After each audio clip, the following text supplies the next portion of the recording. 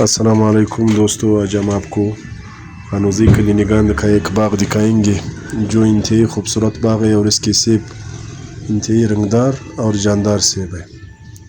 ये बाग तकरीबन 2-2,500 दरख्त पर मुश्तमिल है और इसके सारे दरख्त इसी तरह भरे हुए हैं।